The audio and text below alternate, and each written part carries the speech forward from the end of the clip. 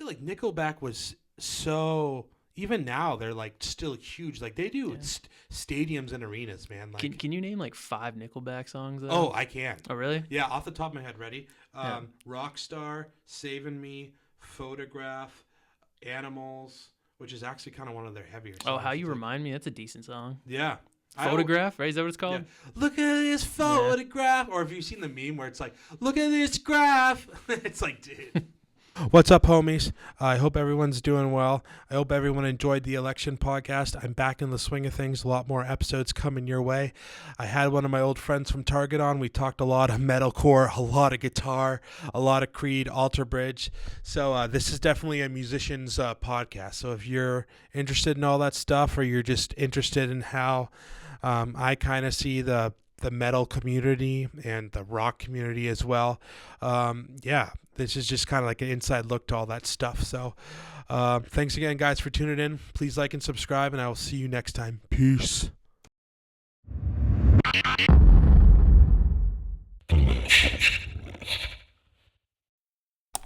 What's up, guys? This is The Last House on the Left. This is where I chop it up with my friends, kill time, and speak what's on my mind. And today is going to be a really fun podcast. I have a good energy already about me. It wasn't even the 2 rips of the Jack Daniels Tennessee Honey. But, dude, Nate Silva, welcome back, man. Thanks, man. Thanks for having me on. Yeah.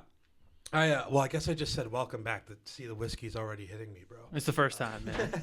It's fine. So, when you walked in just a couple minutes ago, man, you said, literally, you're like, oh, yeah, man, it's so good to see you. Like, when was the last time? And then, like, I stupidly was like, and then, like, it's been 2 years, basically. Pretty much, yeah. In February, I think.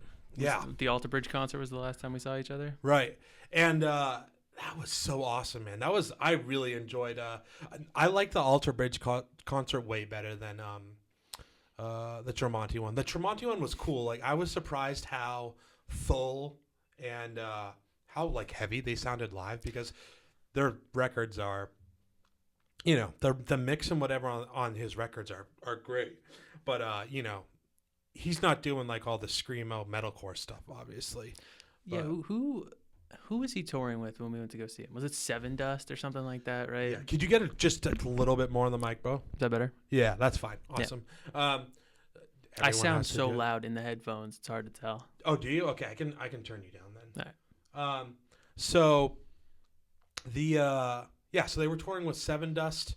Who opened? Oh, this old band that I'm probably going to see, Red. So Red was like also, just a quick preface for everyone. We're just going to jump in. One of me and Nate's like biggest reasons why we bonded, we met over at Target. We'll talk about Target in a sec. But just for like a little bit of an intro, we're going to talk a lot of like music, arguably probably like whether it's metalcore, hard rock, and whatever. We're both guitar players. You were a guitar player before me. I'm a bass player first. But was I playing guitar before you? I think so, right? Oh. Well, you were playing. I guess I started playing when I was like 14, but I didn't really pick it up again until. I don't even think I picked it up until we started talking about it at Target. Well, when we started talking about it was when I was actually doing, like, I remember I made my own first album or whatever with my friend. My friend Greg. It's like a demo. Now that I look at it, and I'm just like, oh, that was quite the. You know, I was doing it, but now like the stuff that I'll probably show you after the podcast, because I also do it through Logic. But yeah, anyways, what were we talking about? Oh yeah, so we went to this Alter Bridge concert. Me and Nate are huge fans of Alter Bridge. For anyone that doesn't know, well, everyone listening probably has heard of the band Creed. They made such a comeback, bro, and now Creed has all these memes and all this other stuff. People are really into Creed. What is it? What's the song? What's the big one? With arms wide open. Sorry, it's my voice. My voice is probably clipping. Sorry, bro. God, what's the other one? My Sacrifice. My Sacrifice. Or One Last Breath. Yeah. Bottom down, one last breath. Yeah, all those songs are really coming back. They're really in the mainstream again. Dude, they were all written like longer than 25 years ago.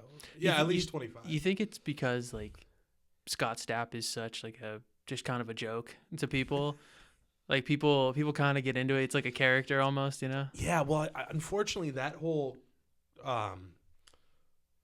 that whole plot of that part of Creed was like, so Creed, I think, was formed in like mid 90s, and they're a 4-piece band. So Mark Tremonti, we'll be talking about him a lot today, guys. He has his own signature guitar through PRS, which we'll probably talk about as well. I was talking about I had the producer, an old friend of mine. His name's Jeff Damon. He was the guy that like did my first little side project demo that I mentioned earlier. And he has a PRS, and I got him onto PRS and all this stuff. But yeah, so Creed is a 4-piece band, like just guitar, bass, drums, singer. And so Scott Stapp is the singer of Creed. And so the difference between Alter Bridge and Creed actually is like just the like two different frontmen, but the bands couldn't be any more different. Yeah, Creed's kind of like very over the top, kind of melodramatic sometimes, which is what I think people actually like about it. Yeah, it's just very like, I don't know, it's just over the top, really. Yeah, some of their songs. What do you think of the term butt rock? Because you've definitely heard butt rock of it, right? or yacht rock. What was the last thing you yacht said? rock? You've never heard of that? No. Actually, no. I don't think it's. Does that considered yacht rock? I don't even know. I might be talking out of my ass on that. Oh, really quickly too, like not to be on your ass, but could you lean in just a little bit more forward? Because sometimes it's not in frame. That's fine.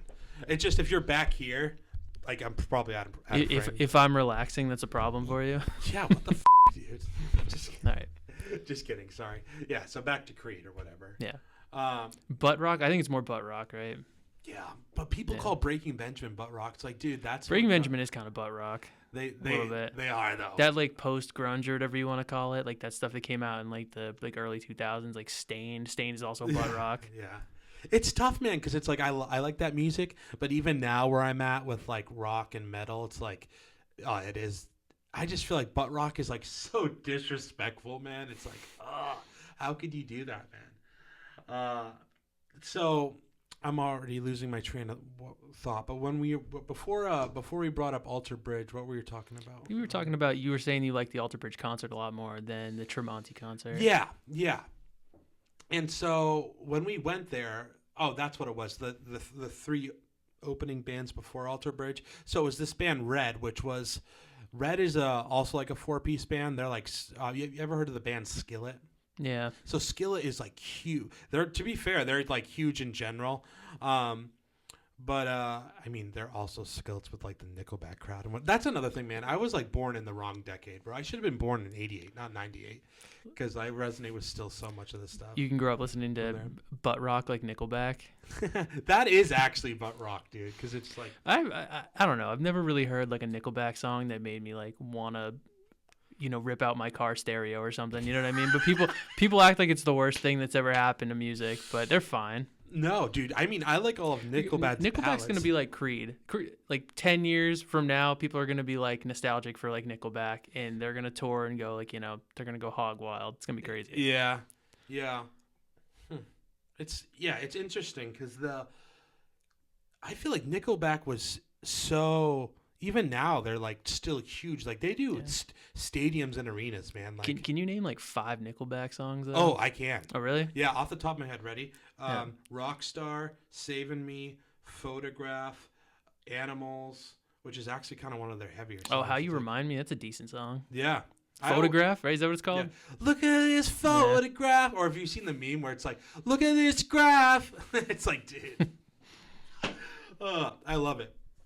So, but yeah, when we went to go see Alter Bridge, that band Red, Red opened up for them, and then it was like Mammoth Van Halen. Oh yeah, Eddie Van Halen's son, right? He has a band. Yeah, I thought, not gonna lie, I thought they sounded good live, but I was like, when I look at their, when I listen to their like music, like not at a concert, I'm just like, I feel like they're so generic. What was interesting about this band Red is, that's what I was bringing up. Skillet. Sorry to bring my. I'm really ADHD today. So, Skillet was like huge as like a rock band or whatever, especially in the Christian scene, because like they had this big album, Comatose. Like I said, you've probably heard of Skillet and whatever. Yeah, I think I've heard a few songs. I couldn't like pick them out of all. You would probably know of them if we pulled them up. Yeah.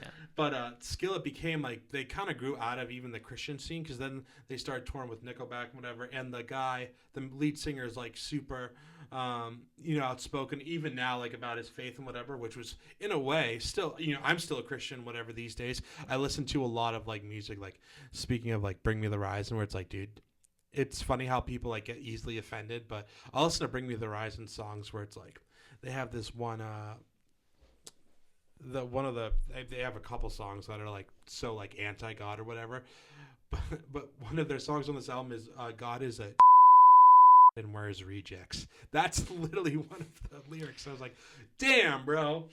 Damn. People say Creed's like a Christian rock band too, right? I've heard that before. Well, so the whole thing is that Scott Stapp, the lead singer, was like he was open about his faith, and they have Christian themes in their songs. Yeah. But unfortunately, behind the scenes at the time, one of the reasons why they split is because he was like, doing the whole rock star life. Dude, he's a maniac. Man. He was doing drugs, probably sleeping around a ton, drinking. I don't know if it was drugs or drinking, but it was getting to the point where I think it just like nobody could stand it anymore. Yeah. And so, we could just give like the whole oral history of like Alter Bridge like coming to fruition and whatever. I honestly don't even know, if I'm being completely honest with you. When the last Creed album came out? It was like 2008, right? Was it? Dude, Full Circle. I love that album, Yeah. Full Circle, man. The tone is like, they have the song "Bread of Shame," where it's just like a sludgy. That sounds more like an Alter Bridge album than a Creed album. Exactly. Right? You know what? I'm going to pull some of that up, Nathan. And like I always thought One Day Remains kind of sounded like a Creed album, like a little bit. I've never listened to One Day. You've never listened to it? Sorry. I thought you were talking about All That Remains. Yeah, One Day Remains. Yeah. Yeah. That's a very interesting weird, right? point. Yeah. Huh. Maybe it's just me. I don't know. Because Creed never had any drop tune stuff, until that album Full Circle. Or like crazy guitar solos too, like.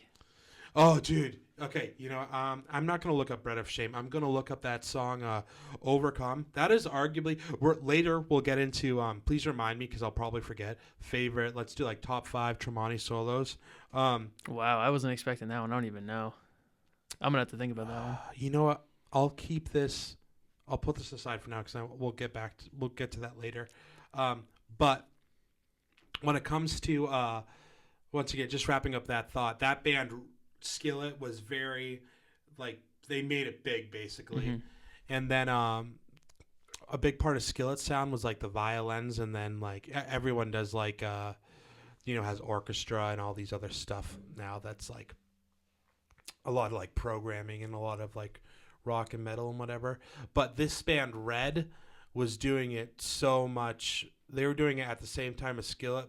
Unfortunately, Red like never made it big, but I remember I was so psyched to see Red. But they were only Red's one of those bands too. Kind of, I hate to like say this about Breaking Benjamin, but they're very much all the lyrics are just like recycled. Like, man, think about like we went and saw a Breaking Benjamin concert like probably 3 years ago, right? I forgot about that. We should see them. They had their new single actually that they came out, "Awaken," I thought was really surprisingly good. I haven't heard it. And it's it's solid, man. It's got like a big like emo halftime chorus or whatever, which is like kind of surprising for Breaking Benjamin. But this band Red did the whole like violins and basically what Skillet got like really like that was their sound. Like Skillet was doing this before like any other like think of any other band. I probably listen to probably more bands that have more like orchestra led stuff than maybe you had in the past because you like what is I don't even know what all the freaking the metal genres are. I don't know. I think when I first met you, I was listening to like a lot of like Metallica, like those like 80s bands, like Megadeth stuff like that, like maybe Judas Priest. I was probably listening to like Slayer and like Anthrax and stuff too back then. Slayer, like I don't think I've actually seen all of them live, believe it or not. But like now, like I would never even buy tickets to those. Not like out of like I don't know. It's not like I hate that music anymore, but it's just I don't know. Yeah. I think I've calmed down a little bit. Yeah, for sure. I could see that. So this song. I'll just play the first couple seconds because I don't want it to get taken off. We'll see how the audio is, but just listen to like the first couple. Interesting. And then the drums come in. I feel like there are a lot of bands that do kind of stuff like this nowadays.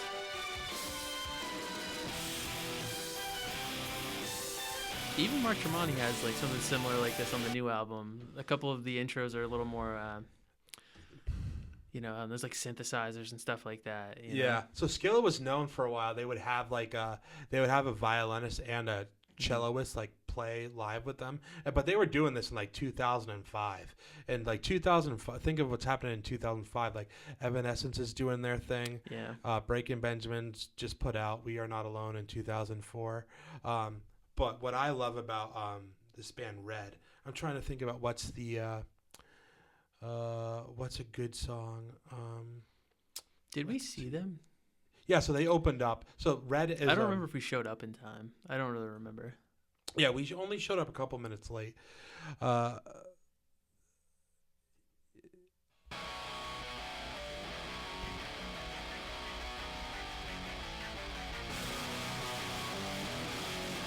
I know the audio's kind of.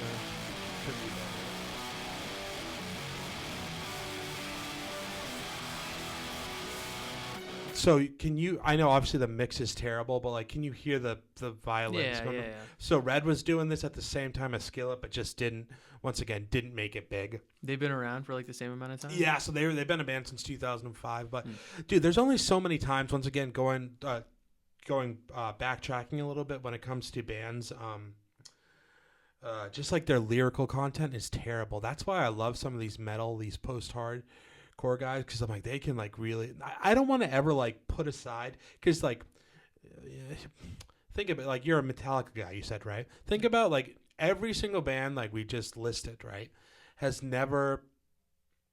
would not be anywhere if not for Metallica.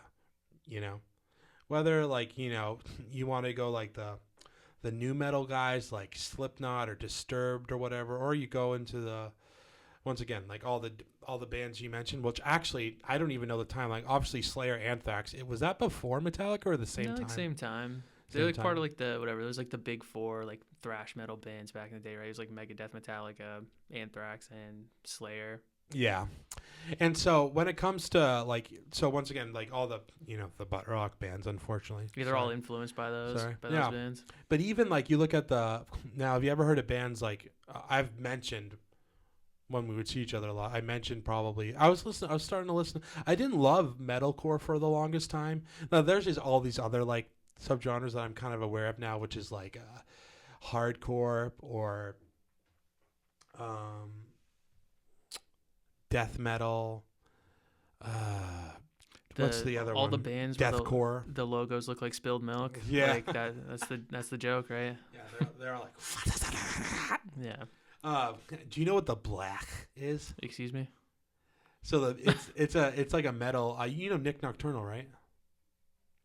That sounds familiar. Is he like a YouTuber or something? Yeah. So he like reacts to all this like all these different he does like covers everything in rock and metal and whatever. Right. And so I'll pull this up. So this band Architects, who you might have heard of through what I told you. Architects are known for these like crazy. I'm trying to think the best one. Should I show you A Match Made in Heaven, or I'll show you Gravedigger. Yeah, that's a great song. So you know how. You obviously kind of know of the metalcore, what it's supposed to sound like. So it's basically like a lot of a very popular way, which Architects like made this the most. Actually, I'll show you a cover of someone doing it, so then you can see like how they're playing it. But basically, you hit the open string, like a way of doing this that Architects made super popular. And I'll talk about this band Spirit Box later, which might be mind blown by some of their songs. But Architects, they would take obviously, so these guys are super, super down-tuned. Also, I will give credit to Breaking Benjamin and a band like Red. Red was actually, I'll just stick with Breaking Benjamin. They were starting, when Phobia comes out, with Breaking Benjamin in 2006. If I'm being too nerdy or you can't follow me, just tell me to shut up. No, I'm listening, man. Go ahead. So, Diary of Jane comes out. We all know that song, right? So, that song is written in drop B flat or A sharp, right? Nobody is tuning that low. This is like 2006, where like everyone's doing like drop D. Well, that's a thing where you could look at, and you could give Alter Bridge a little bit of a credit, because Alter Bridge has all these weird ass tunings. Have you looked it up? And, like, there's like a list out there on like some forum of like all the songs and all the different tunings. There's like 20 something different tunings. I wouldn't be surprised. Like, yeah. I don't. That's what's annoying though, because I would like try to tune my guitar one of these ways, And the neck just snaps off. yeah, or just like, okay, now I can. I remember like I wanted to do like the picking in the song "In Loving Memory," like Yeah. like all the like the finger style stuff, which that's my worst part of my guitar. I can only finger pick with 3 fingers. It's not like it's very tough. I'm not very good. I'm not very coordinated when it comes to that. So going back to that type of music, so Architects, you hit the open string and then you play something high on the neck and then you go back to the low string. So this is a super I've never really understood that. I don't really get what that's all about personally. Yeah, it's just not for me. Yeah, but so that's funny because that's probably a little where I'd be like, I think that's fire. So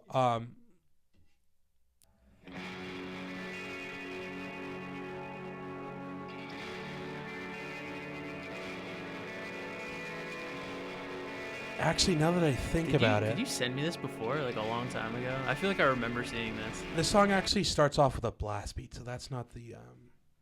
What is the best song I could? Oh, Doomsday. I'll just show you Doomsday.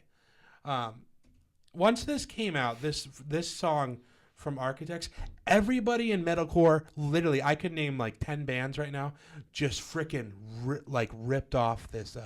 Let me actually, guitar cover. That's what I meant to look up. Everybody just ripped off this riff, and you'll be able to see. We'll look at our boy Nick Nocturnal. So.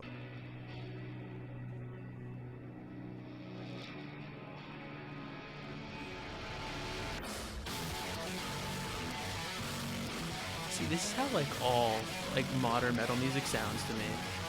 Well, unfortunately, this is this mix you could I could give you.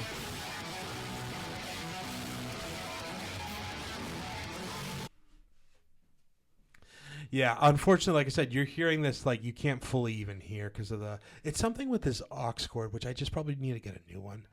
But yeah, where it's like you're just doing all this like high. I don't even want to get into the whole like chromatic or the like music theory part of it. Yeah, because like I know the basic music theory, and I have short fingers, so like playing that riff would be decently hard. Thankfully, that's like just a lot of hammer-ons and whatever. But Architects, they had this the main guy, this guy Tom Searle, like I said, he was just innovative when it came to like writing guitar stuff.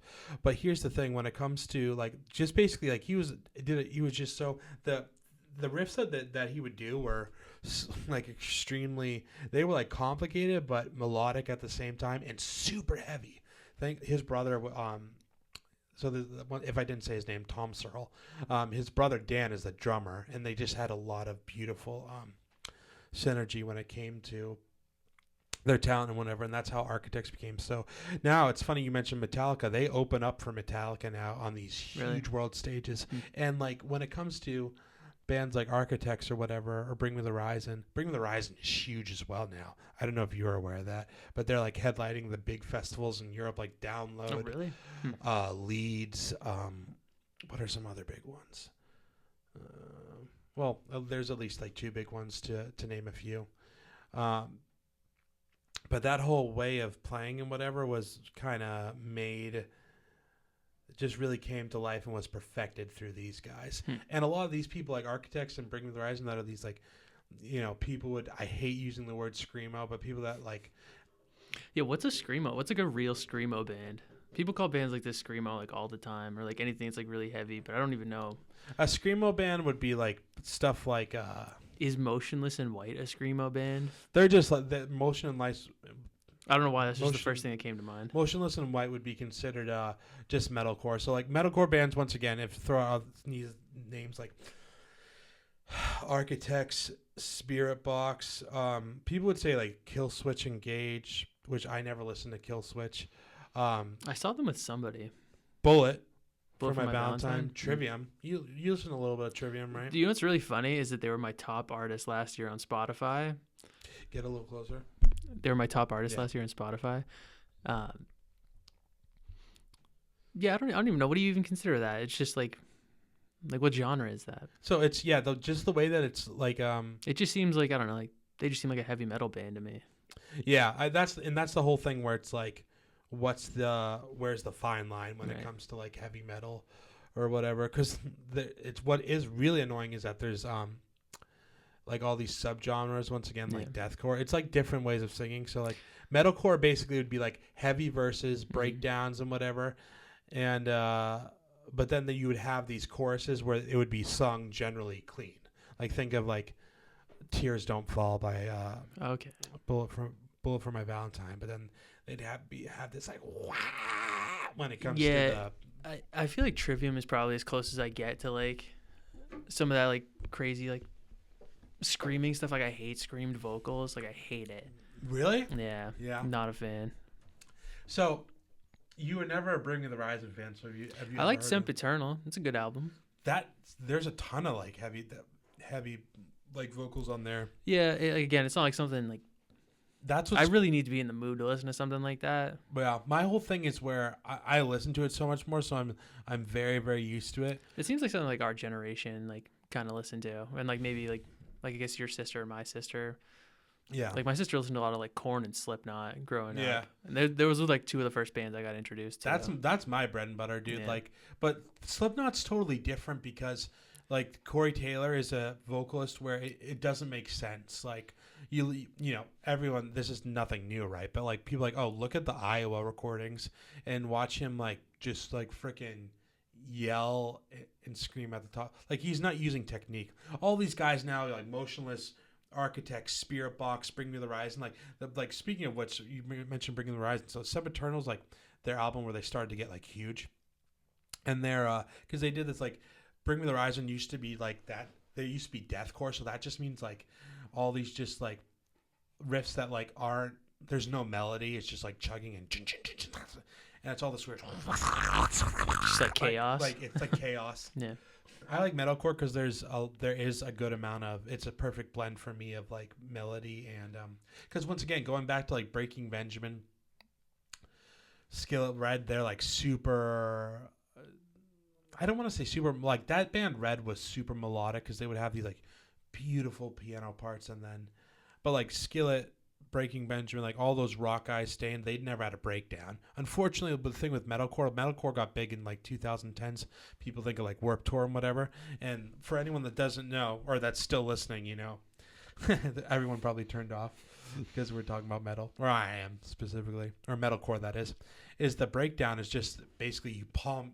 Once again, I don't want to over explain, but just for the sake of the audience, like you have like a guitar, right? You generally at least put it in drop D, unless you want to be like your guys. And I don't know, did Slayer or Metallica do a lot of alternate tunings? I mean, I think Metallica's mostly like Because like Enter Sandman is in standard tuning. yeah, I think up until like the Black Album, they're don't quote me on it. I would say mostly in standard, and then like Sad But True is D standard. Okay. And like So nothing crazy. no, and I think like their albums after like Load and Reload, they went down to like E flat, and then when they live, yeah, I know, right? It's crazy. Live, they're tuned down half a step as well. I saw them live twice last year. I'm actually at Gillette Stadium. Nice. It's pretty cool. Yeah, it was pretty awesome. Like sitting there and watching it, and then I listened to like the recording of it like later, and it's just awful. Really? It's pretty bad. Yeah. Dude, that's so sad. It's not like what Sorry they to were. hear You know what I mean? Even that. like How does a band get to that like to point? what? Like where they're just like not good anymore? Is it because like, cause think about it, like Well, I think like when you're playing like that kind of music like that, but like that speed, like when you're in your like 60s, like I don't know, at a certain point. I don't like, know how fast Metallica stuff They have some is. pretty fast songs. Yeah. Sometimes you even listen to like Mark Tremonti stuff, like the way that he plays or whatever. Once again, like not throwing out the labels as I throw out a label, but just like think of songs like even a song like "Wish You Well" off of their. It's so funny. That's what I was thinking. It sounds like thrash, but that was one thing. What I also really respect about Mark Tremonti is like that album. It's like it's heavy enough where it's like okay, you expect the heavy vocals, none of it. Yeah. Which is like it's kind of different because who doesn't want to be like yelling and screaming. But that's the thing. I never thought I was going to become a metal guy because for the longest time, dude, I liked the down-tuned guitars. And Ben Burnley, I loved it because like he would have these like big screams. Like think about like in Diary of Jane, what have I become? And then it goes right into the. Sorry, is it loud on the? No. I'm trying not to be super loud. But the screams were just like thrown in every once in a while. Yeah. Same with that band Red. And Ben Burnley that was one thing that's really cool though. Like say what you want about any of these bands, but you can go and look. And this is like obviously my metal. I'm gonna maybe if I have time I'll talk about this band's Dayseeker. Some of the bands that I listen to now, I still listen to Architects Bring the Horizon, but these guys are really interesting because they're somewhere in between like metalcore and like butt rock, but they have these dudes that can sing their asses off, man. Like just freaking incredible dudes. What did I say? Did I say something wrong? Nothing. Just a funny crossover between heavy metal and butt rock. Yeah, I know. It's good stuff. I forget where I was going with that. Oh yeah, so with Breaking Benjamin, like I just like it had just the perfect enough amount of screaming, but they could still get a lot of radio time because you're not going to hear like these bands like Chelsea Grin and frickin' Slaughter to Prevail. Like you're never going to hear Lorna Shore. You're never going to hear that stuff on what do they do? Like what kind of? So they're deathcore. So I'll show you this. Are they like Warped Tour bands? Those like. So Warped Tour is no longer really a thing. So these guys are like heavy, where it's like the guitar doesn't make sense. Where it's like it's so down tuned that it's like, but they also use just metalcore and whatnot. I understand why people don't like it. Unfortunately, I listened to it so much, and then I just kind of started to like it because I'm like, just because you like yell at the top of your lungs, there's no skill involved, which sucks because to get really technical, there is a ton of skill involved. But then when you sometimes go and hear someone live, you're like, I don't know. So Ollie Sykes, the lead singer for Bring the Horizon, he like. There's a song called Sleepwalking. I don't know if you ever heard of, but if you I think I have. If you listen to any song off that album, like he's just like he's screaming at the top of his register, but he's not doing it the right way. So he blew out his voice. So the album after that, when they started going, there's been a lot of controversy with Bring Horizon just with their sound. People say it's people on Reddit say they're.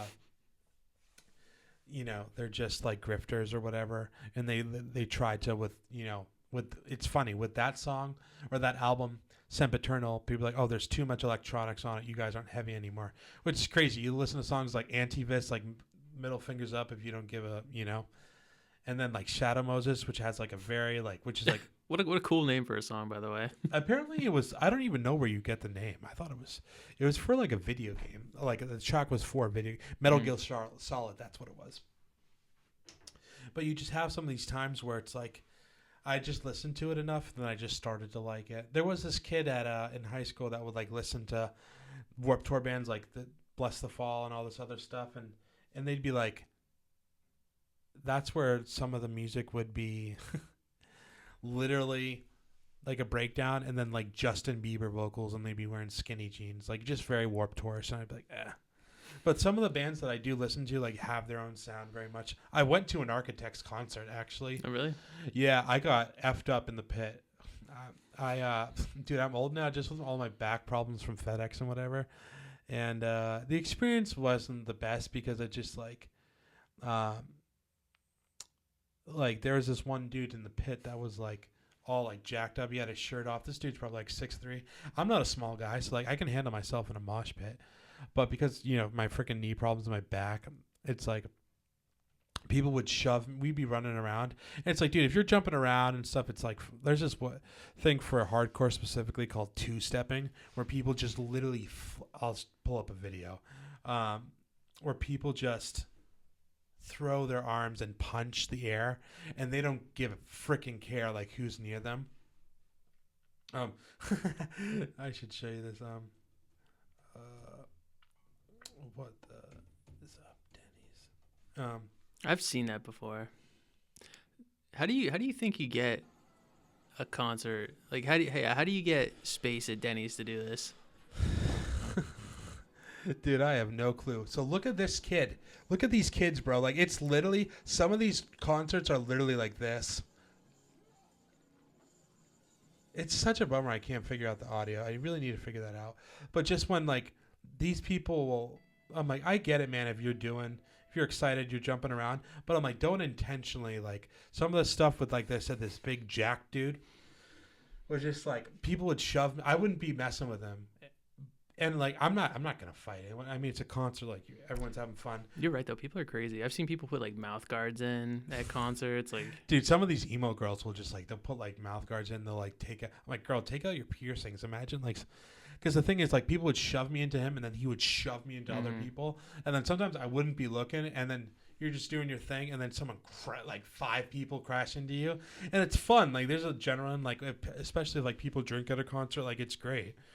But for that one, just because, like, I sound like an old man, my back and my knees, it just, like, here and there, it just wasn't great. A couple of these, like I said, the main bands that I'm listening to right now is, well, when it comes to, like, say, this specific genre, I listen to other music, too, which we can get into. But have I ever mentioned Holding Absence to you? mm-mm. Okay, so they're, like, a band where they just have a guy that can, like, he like aggressively sings, but he gets to the point where his voice sounds like it's breaking, where he's almost screaming, but he never quite screams. That doesn't sound good. No, but it's like it's a technique. Gotcha. So, whatever. I gotta pull up my boy. Dude, we seen that one with like, he's doing the Running Man, and they'll play like, whatever, like the Dora the Explorer theme song behind him. Oh yeah, and he's like dancing. Yeah. They're playing like Chapel Roan and like, you know. But my whole thing is like, when you're this old, dude. Yeah, so this is a perfect example of, oh wow. Holy cow, that dude's so jacked, bro. He's so jacked. They're playing like Call Me Maybe behind it, and he's like, he's going ham. It's awesome. Oh man, dude. So what music do you listen to nowadays? Dude, it really depends, like, on how I'm feeling, like, what day it is. Like, I've been listening to the new Mark Tremonti album a bunch, just because. Did you listen to it? I did listen to it. What'd you think of it? I thought give me like a number rating. Oh, because I'm a good loyal fan, I'll give it a 7. Dude, that's pretty much what I was gonna say, like a 6.5 maybe. Yeah, it's pretty good. It's just There's nothing really stand out about it, right? There's no like what's the one song on there that's like a real like banger? I don't remember all of them, but I remember the song Nails. Nails is pretty good. Was pretty solid. Yeah, I like the more like ballady type songs on there. I thought they were good. Yeah, dude. Like, ever since, once again, a lot of songs off of like once his like self-titled album came out, which is another crazy thing about Tremonti. It's like having 3 successful bands, which is nuts. And I think Alter Bridge, bro, like, obviously, like, I'm a fan.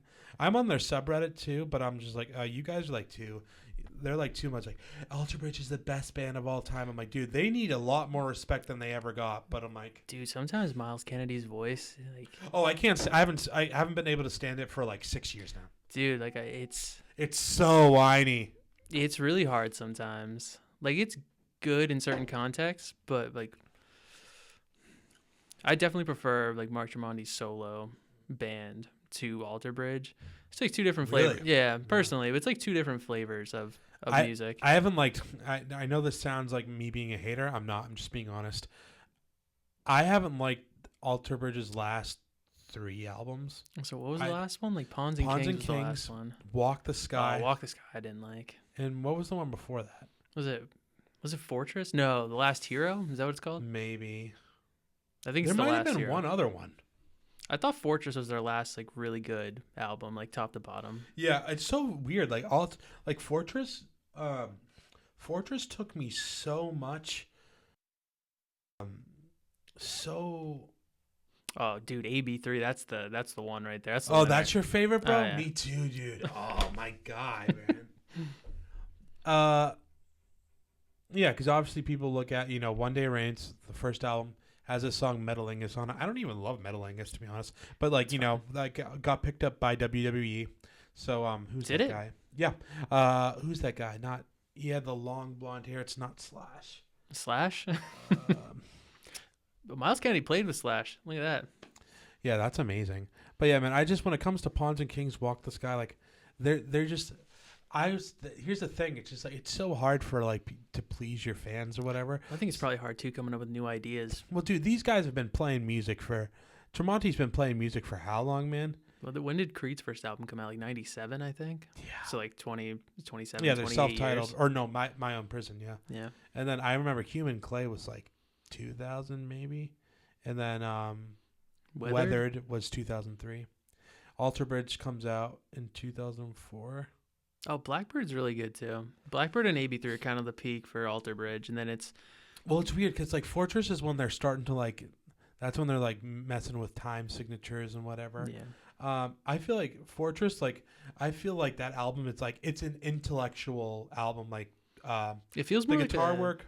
It feels more like a concept album. Like, you know, it feels like a feels no, like dude, AB3 is a concept album. Is it really? Don't you think? Like, think of all these songs where "Slip to the Void" is like it's about the whole album, which I think I did read that it's like a loose concept album. Yeah, I don't know if I would call Fortress like a concept album, but it's like it feels like I don't know, it feels like a complete like project. It definitely has some themes because it's like yeah, I don't know exactly why AB3 almost in a way.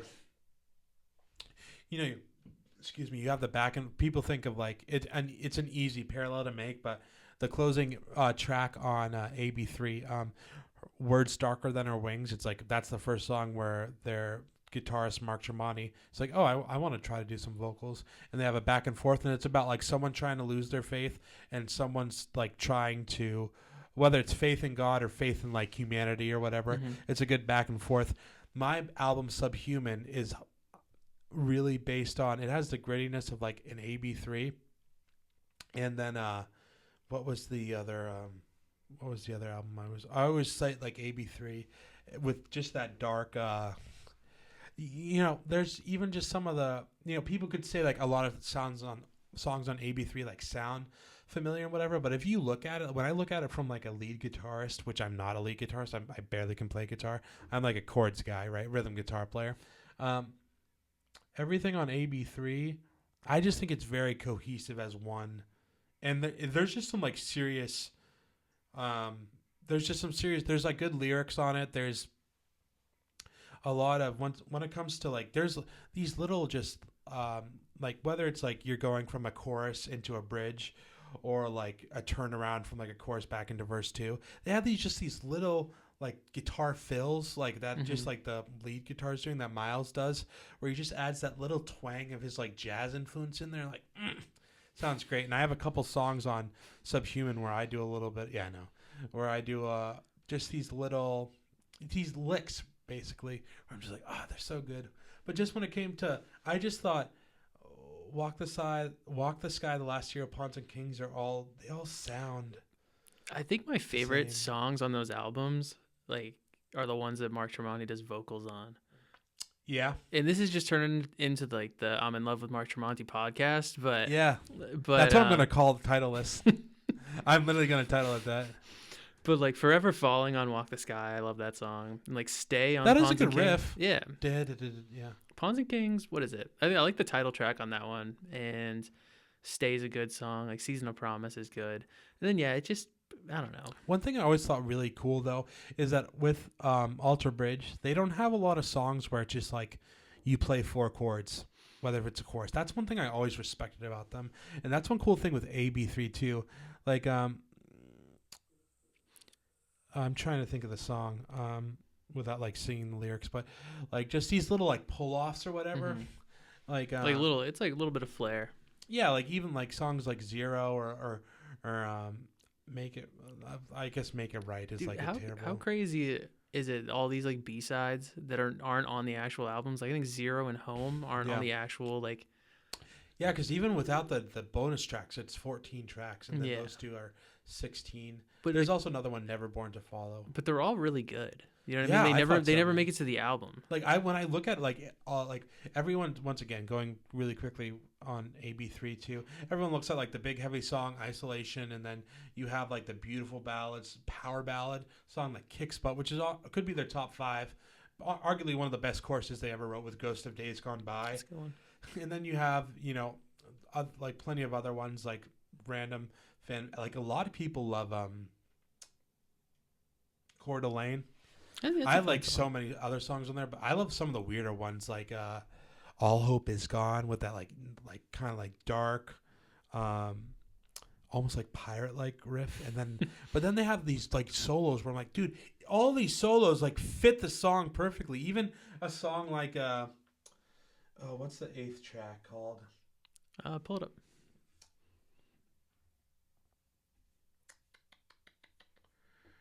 Uh, Oh, I Know It Hurts is good. That one's like, I think Mark Tremonti said that's the hardest song for him to play live.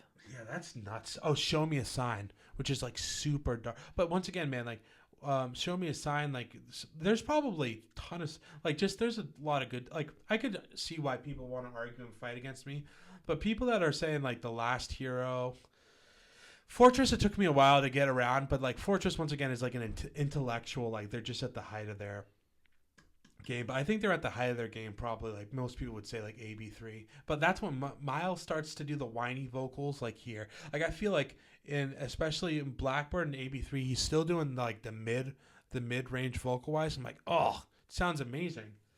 Um, they have this live album called Live in Amsterdam.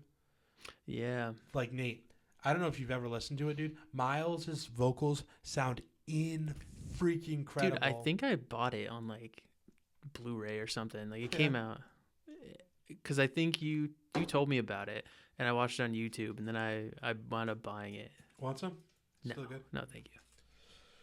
Oh, did you listen to the live at Royal Albert Hall with the orchestra? That's really good. Yeah. Some of it is really cool. Bring Me the Horizon did one, Really? and because Bring Me the Horizon once so like 3 albums ago, that's when they started to do a lot of like electronica and pop and into it with like some programmed drums, and it sounds amazing. But yeah, so when it comes to once again with Alter Bridge, it's just like I think it's just because one really for anyone that's still listening, and I should stop doing the PSA. Everyone's gonna listen to this. No, everyone should listen to it. They're not all going to though. It's okay. Yeah, it's fine. Hey, well, I can give it to your social media. You can be like, hey, check this out. You are a Spotify guy, right? I like Spotify. Yeah. Hell yeah, man. What's like your? I don't know. Like, what's your favorite Alter Bridge album? Oh, like I said, AB3. It is AB3. Easily. Yeah. Let's go into let's start going into the favorites in the list now. Right. Unless we had a couple other things we wanted to chat about. Have you listened to all the Tremonti albums? Yeah, I have. Yeah. So that's a good thing. We'll hit the Tremonti albums really quick. So I thought that album, his first solo album, was really. Is that All I Was, right? Yeah. So I haven't listened to if not for you. You haven't listened to that song? Oh, I've listened to it. Oh. It's a good song. I always thought. I think A World Away is his best song by far. That's my favorite song. I thought something so interesting about Tremonti is that like he's not in these metalcore, like a lot of big thing with the metalcore guys, like how can I make my tone sound like I'm worshiping Satan, like literally. But Tremonti's is like he's always been a tone guy for a long time, but he's just like old school. So when it comes to stuff like Leave It Alone, that title track, I love the solo on that album. It's just freaking amazing. But yeah, I thought All I Was solid album, and then Dust was the second one. No, Cauterize is the second one. Yeah, Cauterize is all right. I like the singles, and then for that album, Dust. Dude, Unable to See, that's a great song. That's the one thing. Like being a Tremonti person, dude. Like we are spoiled. Like I can't believe he's still coming out with solo albums because I'm like, dude, how can as a fan, like, how do you keep track of all this unless you're like a crazy fan, like you're Taylor Swift. You know? Like I said, I didn't think the new album was like his best by any means, but I don't know. I feel like he's pretty consistent. Like like the last album was pretty good. Like Marching in Time, I wasn't in love with it at the time, but I think it's kind of grown on me. And like A Dying Machine, I like too. I feel like there's a pretty good evolution throughout, while also maintaining like that same sort of sound. Yeah. His vocals have gotten really good too. Oh, absolutely. But Nate, here's the thing, like, dude, how, like,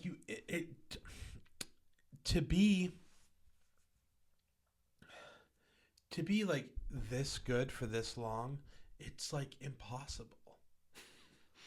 And he's made stuff happen, which is crazy because like he like his solo band, they'll play at like Grass Pop or these like literally heavy, or Resurrection Fest in France. Like they'll play these heavy like places where these all these like super, sorry to keep using the word heavy, but like super heavy bands, and he's not even screaming or yelling ever. But his voice is just like amazing. That's where I'm like, I have hope. I'm like, maybe I can learn how to sing. You know? Yeah, because I don't think he's ever really been like, you know. No, like, he doesn't have a crazy he's not like range. A technically brilliant like singer, is it? I don't know. But he's so consistent. I don't know if I can say that, but he's definitely gotten better, like especially since the first album. Not that it was bad, but you can tell that it's like something he's been working on. And I think some of the songs on the new album definitely showcase like his vocal abilities now. Like the title track off of the new one. Well, yeah. God, what is it? I'm blanking on it right now. Oh, I don't know. The end will show us how. What like, a weird. That's a weird. That's like I don't like it, but whatever. But yeah, his voice is just. What the hell is this?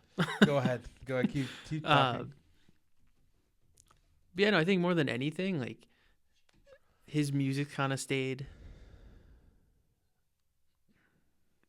like, you know, the same. He hasn't really changed like a ton over time. Yeah. In terms of like the kind of music he's playing, but his voice has gotten like so much better. I think it suits the music so much. Yeah. So much better. But basically, a couple of these bands like Dayseeker, Holding Absence, and Sleep Token. You've heard of Sleep Token? I've heard of them. Do they wear masks or something? Is that a thing? Yeah. They've never released their identity. Sleep Token's like totally different. I don't know if you have time to get into them. There's another band like that, right? That does like the mask thing. Who are they? What are they called? Oh, Ghost. Is it Ghost? Yeah, Ghost. I don't understand Ghost music. It's whenever I see them, it's just like this is not. Someone described them as Black Sabbath meets ABBA, and I was like, wow, that kind of sounds right, actually. Yeah. So, but these guys, man, like these clean vocals that these guys do, I'll show you when we get off air, and you will be impressed. Like I guarantee it. Unfortunately, like I said, I got to figure this thing out. But I've never heard like someone like just. It seems like these guys are comfortable singing at the top of their registers, and then when I would go see them live, it would be exactly the same. Yeah, man. So let's jump into one of the podcasters that I really follow. I'm actually wearing his shirt right now. I was wondering what that was all about. This guy, his name's Craig Reynolds. He is a drummer for this band Stray the Path, and he's become like he does like a lot of podcasting in like the greater metal community. Well, not metal because he has all types of people on now, but his band Stray from the Path is like sounds so disrespectful, but. Nah, Craig, I don't want to disrespect you. It's not that they're discount Rage Against the Machine, but like Craig Reynolds is becoming like well known because he's a very solid drummer. It's surprising because you can tell like the drums in his music are like really, really solid. Also, the reason why I love Holding Absence and Sleep Token specifically is the singing is great, but the drummers for Holding Absence and Sleep Token are freaking I met the guys in Holding Absence actually when they played a show at the Palladium. I'm actually going to go see them in another month or so. But the guy from Holding Absence is cool because he's like very cymbal heavy. Mm-hmm. So he does a lot of cymbal and kick at the same time. But Holding Absence, they're not a heavy band at all. They're kind of like it's just like chords and like good singing and good songwriting. Sleep Token's totally different because they're so weird because they'll in the best way possible. They blew up sadly. Not sadly. They had their own meteoric rise, but it was already their meteoric rise was coming. But when they first started out, man, Sleep Token now plays like huge venues now. So I meant to say this earlier. All these bands like Architects, Bring Me the Horizon is not that good. Well, Bring Me the Horizon and Architects up until a couple of years ago. If you're playing this like specifically, I know we were talking a lot about metal, but we also talked about butt rock. So the butt rock bands, they can go and play stadiums. There's crossover. Yeah, there is some nuance to it. That's fair. but a lot of these bands are playing like 2,000 Yeah. venues, Like the Palladium or something like that. So I actually when I saw Holding Absence, I saw them at the Palladium downstairs, which is like a smaller venue that only holds like 600 people. But I was right up front, it's like singing all the lyrics. Like I got my screensavers, like the singer Holding Absence, which their lyrics, man, are just great, and they helped me through a super tough time. So that's why I resonate with them and Sleep Token the most these days. Is it Sleep Token or Spirit Box that has the... One of them has a female vocalist, right? Spirit Box does. She kicks ass. She yeah, man. I'm gonna see them actually. I have like a couple things lined up the next couple months. But when it comes to once again, Architects and Bring the Horizon, like over the last 2 or 3 years now, are like they're playing like stadiums now. But it's just rare. Like you don't see a lot of heavy bands do that.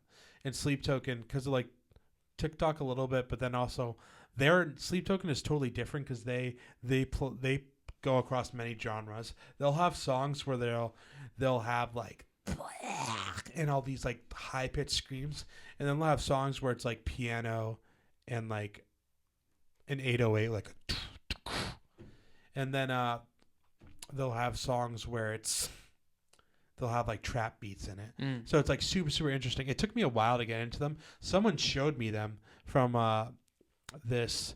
I was going to work for this place, Aventine, that did like that's like live audio, sound, lighting, all this stuff. Didn't end up working out. But when I was doing one of these events for them, like several years ago, this guy's like, check out this band. And he showed me the song where it's like light piano.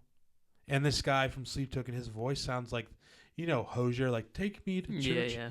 That's what his clean vocals sound like, which is so weird. And then, like, you hear, like, you want to talk about drop tuning Sleep Token, they, like, digitally drop tune their guitars. So it's, like, insane. I would bring it up here, but once again. It's going to sound just dreadful. It's going to sound so awful. A guitar tone like that, I can only imagine. That's digitally dropped. You can't even, like, actually tune a guitar down that low to make the sound. You can, but it's just like the whole thing now. It's like who can tune the lowest. Yeah, and it's just like it doesn't make any sense to me. It's just like, dude, you don't have to be like low means heavy. It's like look at all these old bands from the 90s, dude. They were kicking ass when they were doing whatever. So it's like they're doing like 7, 8, 9 string guitars. I don't even know how many strings guitars have on them now. Yeah, because the only thing you can like the lowest, like, so I have a baritone, right? I used to have a PRS baritone, which I sold. The one from that God, who was it? Was it the Zach Myers one? Is that the guy from Shinedown? So that's funny. I freaking hate Shinedown with a passion. I think they freaking suck. This was the this is the one I had. Yeah, it was like the semi-hollow one, right? It was like mint green or something like that. I remember that guitar. Oh, that was one of the ones I had. I actually bought that like once my. How many guitars do you have? So right now I don't have a lot. I bought another. So basically I have an acoustic. I have a 5-string bass that I like switched up. I had to like switch. I had someone like switch up the tuning on it so I could have a bass that could like play in drop A and drop G for my own music, because it's easier for me to sing. Yeah. So here's a picture. This was the. Oh, this really? is what I used to have. This, but in like a dark slate with the P90 pickups. Yeah. Interesting. Yeah, man. This was Target days. I bought it. Really? And then after a little while, I made a silly mistake where I'm like, I need to just focus on worship music is not my metal stuff. Is that a pickup selector or is Yep. that like one of those 3-way? Wow. Just a 3-way one. And so weird that's spot for that, huh? Yeah. Now I have this, unfortunately, this ugly one, which it sounds fine when I use plugins now through Logic. Gotcha. So you know what those are? Yeah. Dude, you know what I use is the Positive Grid Spark. Have you heard of that? No. Dude, it's just like a modeling amp, but it's got like tons of you connect it to like an app, the Spark app, and it's got like all the pedals you could ever want. It's got like models of different amplifiers if you want like a Marshall JCM 800 or something like that. Oh, like wow. they've got it, and you can fine tune it from there. So you can sound like anyone you want. You can upload tones to like the cloud or whatever. Yeah, So you can look up whatever band you want to sound like. If you want to sound like, So I have mine through Neural DSP, and they have like set like they have the Spirit Box tone. They have Architects, Gojira, all the stuff like that. So did you see they played the Olympics? That was hilarious. It's crazy. I respect the hell out of Gojira. I don't like their music. I just like Flying Whales and a couple other ones. So this is the guitar that I have now. It's kind of ugly, man.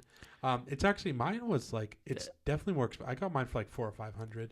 Oh, it is a baritone, right? The scale length is huge on that thing. Yeah. It's very close to like a bass, and the frets are more far apart. My arms are too short to play a baritone, I think. Yeah. So like I said, I can kind of sing through when I was doing I can only in a passable way when I was doing like worship leading. So I just put songs in like different tunings. I'm like, oh, I can sing in this. Like different.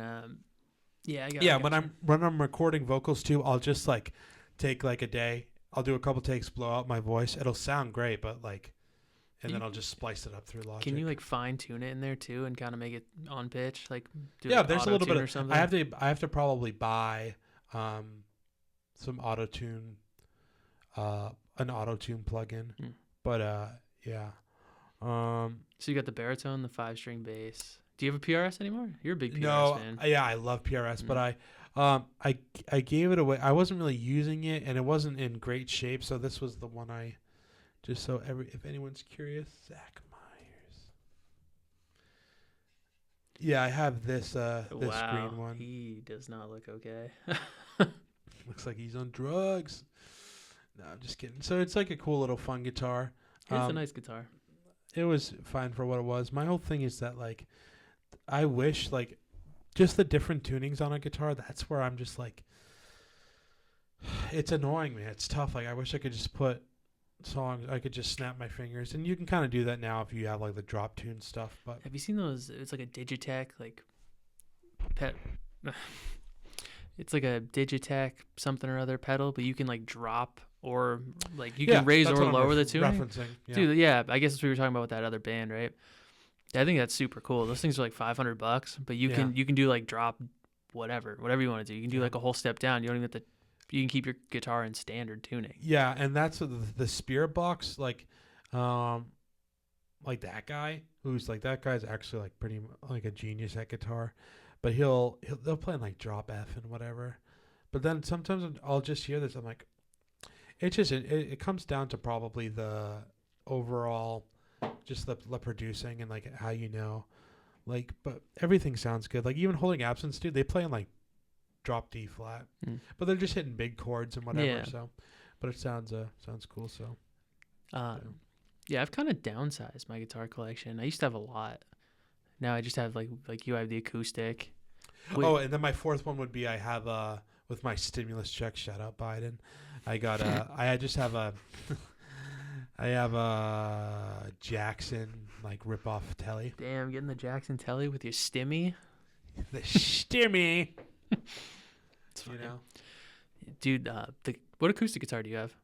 I have a Taylor. So. Do you really? Yeah. What kind? Oh, I wish I could tell you, man. It was like $800. Dude, look up. It's the Taylor, 214, like deluxe. Yeah, 214 CE deluxe. Dude, the Koa one. Oh my god, dude. Some of the finishes on these things. Which one? Tell me to stop. Go back up to the search bar. Oh, did I put it in wrong? No, it's fine. Just just click back on it, and click on the Koa one. That second one. Dude, like something like that. This one? Dude, they all look different though. They're not all the finishes aren't the same on it. Yeah, like yeah, baby. Dude, ridiculous. And like look at the back on that one. Like, dude, that's crazy. Like it looks so nice. Yeah. I bet I could just like feel it in my arms right now. Dude, I have a Martin, like the X series, I think it's called. It's for like it was like $500. It was like it's the best guitar I've ever played, honestly. Really? It's the nicest sounding. Like, it sounds so full and vibrant. And for the price, like, I don't really think you can beat it. Dude, my friend Jeff Damon has this, like, Taylor that's, like, it's surprisingly, it's not an electric acoustic, but it looks exactly like one, but you have to, like, do a weird thing. and it just sounds amazing, dude. I don't know what it is, but I'm like, dude, I would do anything to get this guitar. It's probably like a $2,000 acoustic. Do you have like the single cutaway like this one, or do you have like the dreadnought with like the full body? I think I have the full body. Yeah. So the guitar the acoustic guitar I have, it's like intermediate, but I would use it. It's still fine. Like I probably could slap some new strings on it, but I never had any problems with it. I rarely like broke a string when I was leading worship for a long time, man. Like 5-6 years up until like 2022. Yeah, I was doing it for such a long time. Dude, the nice thing about those guitars is you kind of like, there's a point of like diminishing returns with guitars where like you hit a certain price point and you're just like, yeah, there's only so much value you can get out of it. Like PRS is ridiculous where they have like those $5,000 like the Tremonti signature guitars. Thankfully, over the last 5 to 10 years, they have more like ones that they'll make overseas. There's like a better range. Yeah. So it's like the average PRS is now like 6, 7, 8. It really depends on what kind you want to buy. You can get a lot of value for your money with certain PRS guitars, but like their signatures are like ridiculous. It's so interesting because I love the look and the feel of PRS, but a lot of people say that like the high end musicians are like, if you like them, you can use whatever you want. But they're like, oh, the whole thing with PRS is that they're supposed to be versatile. Mm-hmm. They're not supposed to be like, they don't sound like a Gibson or a Squire. Dude, I think so. I've owned 2 PRS guitars. You have? Yeah. I have like one of the Tremonti SE like signatures. The black one that I bought. Yeah, the black one. Okay, yeah, I'm aware of the black one. What was the other one? God, what is it called? It's just the Custom 24. Like it's the PR. Look it up. PRS SE. Custom 24 Poplar, POPLAR. Burl. It's not the Tremonti one, but yeah, take Tremonti out of there. We don't need that. What color is it? It's like a bluish kind of color. Yeah, the whale blue one. Like, yeah, that one. Oh, this one? Yeah. Oh, cool. It's super nice. If you don't mind me asking, how much did you get it for? Dude, I probably got it for like that price. It was like $600. Yeah. All right, guitar. Do you just have it in like normal? I blocked the tremolo because it was messing with the tuning. Is stability. It a normal tuning? Yeah, I just keep it in like E. What's the whole thing with lock-in tuners? By the way, is it worth lock-in tuners? So I've had some, or I've played some guitars. That I'm gonna sound like such an idiot on this, but I believe the idea is just for tuning stability. Like you feed the string in through it, and it just locks it in place. Okay. Yeah. Okay. That makes sense. All right. Someone feel free to correct me if anyone's still listening to this. Yeah. Cool. That's the thing, though, I was going to say about PRS guitars. I've never liked the like stock pickups in any of the ones that I've played. Yeah, I don't like the look of these ones. Like I've changed out the pickups on this one. I don't know crap about pickups. The Tremonti signature that I bought, the guy had already switched it out. He bought the Tremonti like signature pickups and put them in. So I think that sounds awesome. Like, dude, it sounds like you're playing like whatever. I don't know anything about pickups, so yeah. What is the pickup to go to? Like, what about EMG? EMG is like an active pickup, so there's a preamp built into it, so it gives you like it boosts the signal. That's why you need like a 9-volt battery in the back. Oh. And it's like bands like Metallica or like all these metal bands use them. A lot of bands are using like Fishman Fluence pickups nowadays. I don't really know what that's all about, but I think they're just like I think they're super versatile because I have the Matt Heafy Epiphone signature. It has Fishman Fluences in it. It's got push pulls on it. So like whatever. It's push for active, pull for passive. Okay. So you get both like active and passive pickups in one. It's fucking sick, dude. Yeah. Because you can make your guitar sound super heavy if you want to play like, whatever. Or you can make it, you can dial it back a little bit if you just want to play like some rock music, like, or even blues like Aerosmith, Rolling Stones, something like that. Yeah. And that's one thing that I have to give credit to Alter Bridge is that like their music is, when you listen to it, even though it is rock, it is intelligent. Like when it comes to just like chord shapes, different things that they're doing, like even the little I think it's a little fancier than most rock music. That's why it's like I feel like it's like rock with like a collared shirt on. You know what I'm saying? Sure. That's the way I would look at it. They've got the tuxedo shirt on. Yeah. Yeah. So hey, before we get out of here, Wow, let's. Are we out here already? We're at 115, so That's crazy. Yeah, I know we've been killing. You've been killing it, man. So when it comes to, let's do top 5 solos, and then we'll do favorite. Let's do favorite like festival with bands, and then we can wrap up and get you out of here. No. I can go. I can jump in with you, but I'll lob it to you. All right. So give me top 5 solos from Mark Tremonti. Jesus, I don't even know. In no order. Most of your favorite songs probably have solos. Off the top of my head, the solo on "Unable to See" is really good. "World Away" is good. I feel like I'm definitely gonna forget some. That's fine. They could be over any of his 3 projects: Tremonti, Alter Bridge, or Creed. I'm gonna have to look actually some of these up because I know "Unable to See," but I don't remember the solo. The solo in "Dust" is really good too. Oh, good. That's like the only album, the song I like on that album. Really? "Catching Fire," that's a great song. It's good. I'm also not like super into the Tremonti stuff. Fine. Be a fucking hater, Ben. It's fine. Yeah.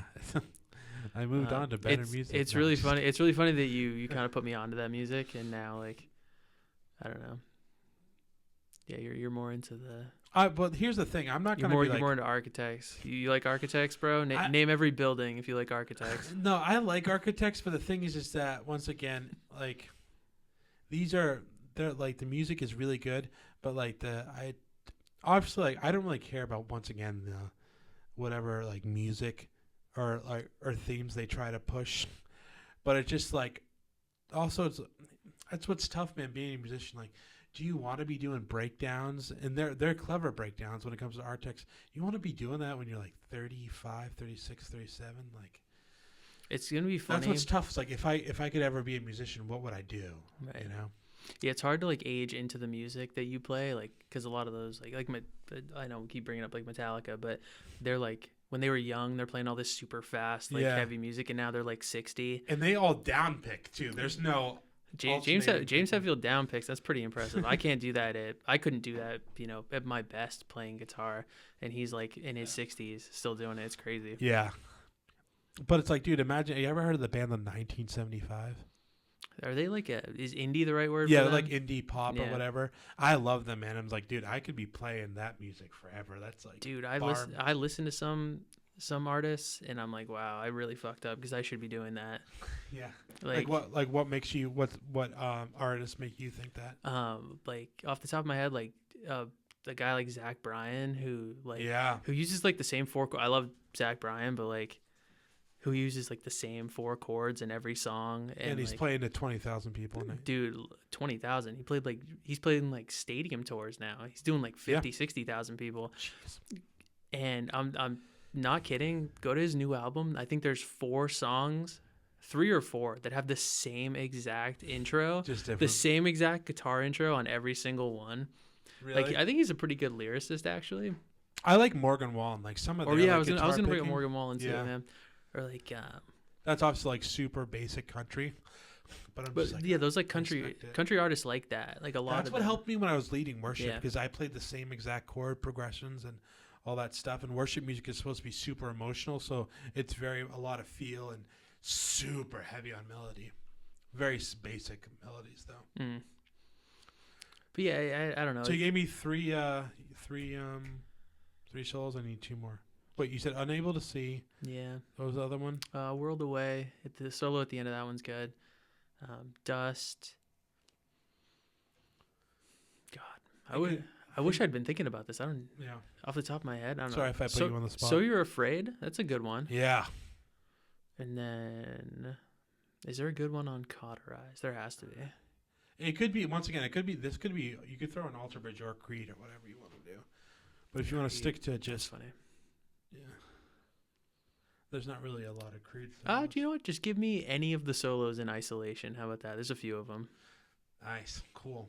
Well, here's what I'll say. So I would say my favorite.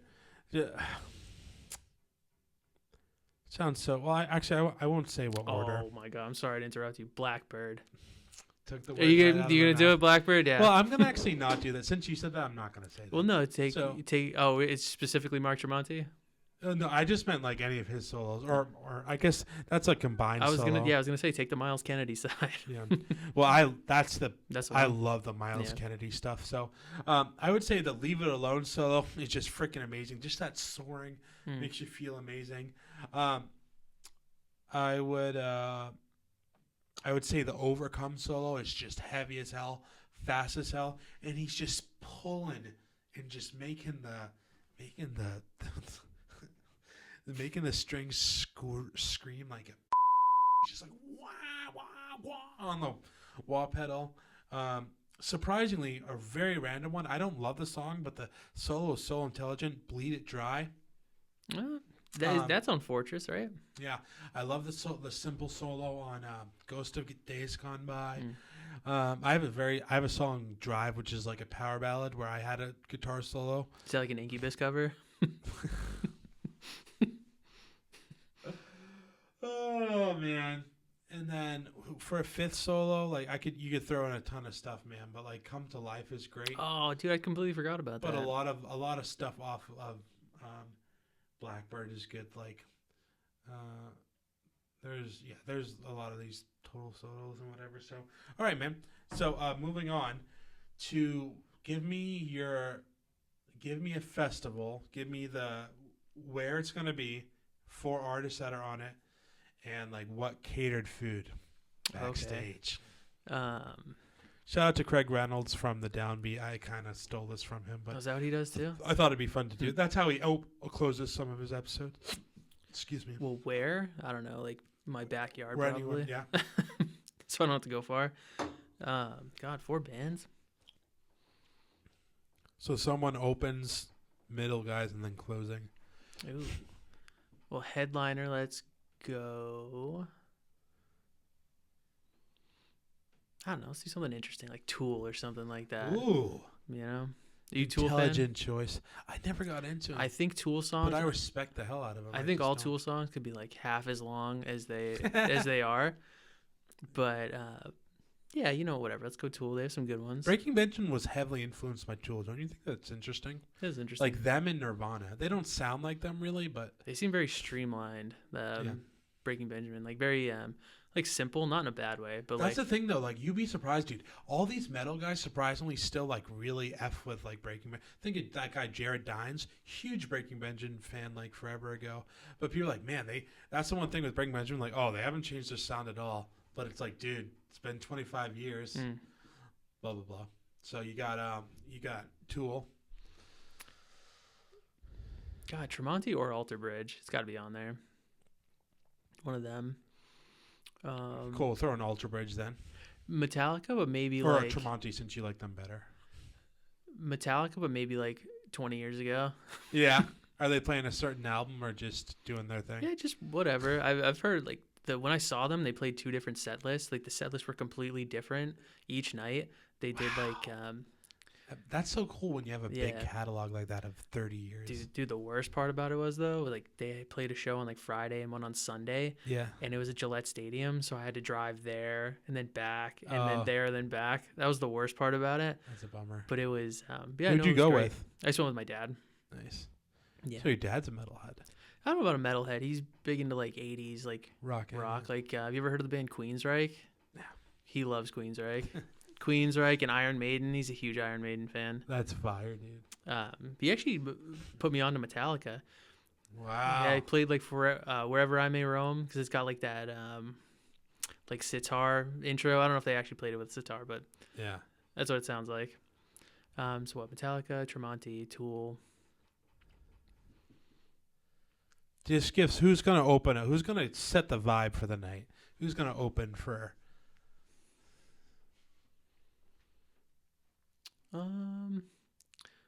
What's that band with the little girls? Baby Metal.